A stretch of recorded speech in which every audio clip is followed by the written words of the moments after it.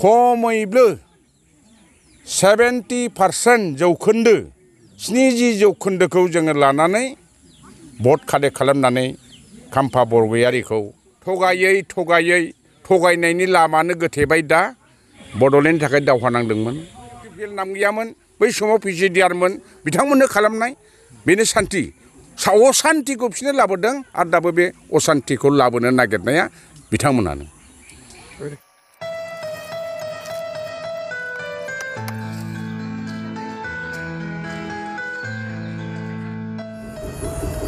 खुलुमबाय रायजोफोर आं दिनै नोंथांमोननि गेजेराव गोदान मोनसे भिडिअ लानानै फैबावलायबाय बे भिडिअआनो जाबाय सभाराम ब्रह्मनि BPFनि दैदेनगिरि एक्स MCLA सराइबिल समष्टिनि बिथांनिफ्राय जोङो माखासे बाथ्राफोरखौ खोनानो मोनगोन बाथ्राया जाहैबाय आगोलनि हारियारि दाङाबाजिखौ UPPLआनो लाबोदोंमोन थ' दानि UPPL होननानै बुङोब्ला बै समावहाय UPPL गैयामोन बिथांमोनहा गुबुन गुबुन मुंजोंसो गाबज्रि जादोंमोन अब्लाबो बैसोरनो दानि UPPL होननानै बिथाङा बुंदों लोगोसे गोबां बाथ्राफोर बुंबावदों थ' जोङो बे बाथ्राफोरखौ जों खोनासंलांनि बिथाङा मा बाथ्रा बुङो थ' नोंथांमोना खोनासंलांबाय थाबानो जाबाय बेनि सोमोन्दै मा बुङो जोङो गसाइगाव डिस्ट्रिक्ट हिसाबै BPF दल हिसाबै जोङो ब्लक लेभेलनि जेनाखि स्टियारिं कमिटि दङ बे स्टियारिं कमिटिनि आन्दाराव थानाय दिनै जन्डुवार BTC समष्टिनि सिङाव थानाय मजाति प्राइमारिनि आन्दाराव थानाय जोंनि बे बसाबिल अन्थाइबारि आरो दहाय सिगां जोङो सराइबिल गामियाव मोनसे गामिखौ लानानै गामि जिथु village to village election campaign बेखौ जोङो खालामगासिनो दङ आरो बे खालामनायाव फैगौ जे 7 मेआव जानो गोनां MP इलेक्सनाव बे जन्डुवार 4 नम्बर जन्डुवार BTC समष्टियाव गोग्लैनाय जेसेबां गामिफोर दङ बे गामियाव जों आन्दाज मोनबाय बांसिनानो एबार थांनाय BTC इलेक्सनाव दानि BJP सरकाराव हाबैनाय समष्टि बासिनि BPFनि भटार्सखौ थगायनानै गावनि सार्थआव BJP दलाव थांनाय रेवा नार्जारिनि प्रतिबाद कल्पे गोबां रायजोआ बे MP इलेक्सनाव नार्जिनारिया मोननाय भटनि बांसिन बिबांनि भट लानानै जोंनि BPF हान्जानि बिजाथि खाम्फा बरगयारि बिथांखौ जन्डुवार समष्टि होजाबै खमैबो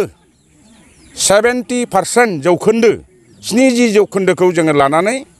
भट खाले खालामनानै खाम्फा बरगयारिखौ MP आव देरहासार खालामनो हागोन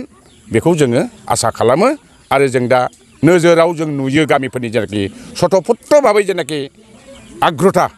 दा भटआ माब्ला जायो भटनि दिन फैब्लानो गावबा गाव सेन्टाराव थांनानै भटखौ नांगालाव सायबथ' खालामसिगोन आरो नाथाय BPFनिफ्राय गोबां जइन जानाय माखासे थांनाय फैनायफ्रा माखासे दालालसिनि थायो दा जोंनाव जे जिनिन दङ सासेबो जोंनि दलनि मोनसे वेटफुल लिडारा दिनै UPPLआव थाङाखै दा जोंसो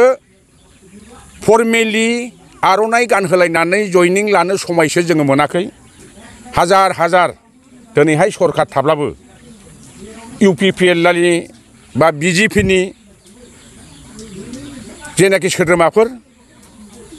जोंनावसो हाबगासिनो दङ दाबो जोंनाव गोबां लिस्ट दंबावो जइनिंआ थेवबो ओंखारगासिनो दङ मावगासिनो दङ आरो गोबां कलेजफोरनि जेनाखि निउ भटार्स 18 बा 18 बोसोर बारनाय गोदान भटारफ्रा दिनैहाय बिथांमोननि जेनाखि थगायनाय आखु UPPL दलनि रायजोनो जे थगायनायनि लामानो गोथेबाय दा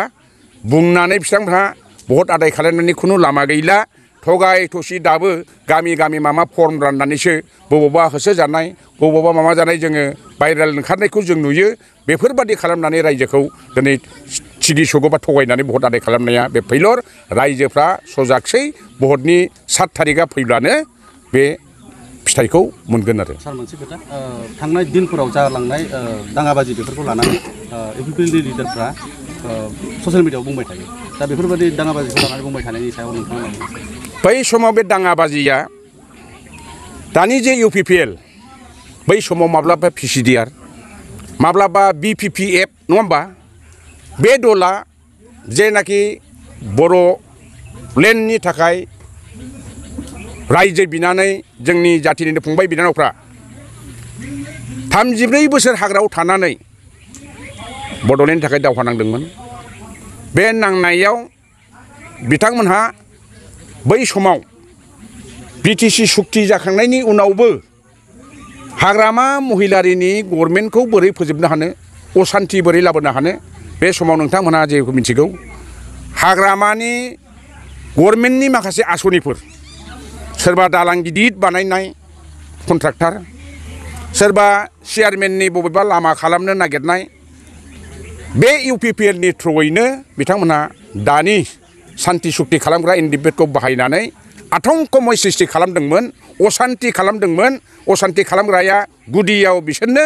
बिथांमोनहा जिहेथु आगजें दांग्रा एनडिएफबिजों अहरह जरित खालामनानै बै समाव गावसिनि केन्डिडेटफोरखौ देरहानायनि राहा लादोंमोन। थेवबो हाग्रामाखौ बिसोर फेजेननो हायाखै सिलाय लानाय दलजों लोगो लाब्लाबो। जोङो मिथिगौ बे सराइबिल कसुगाव एरियायाव एनडिएफबि गासिबो बिपिएफ होनब्लानो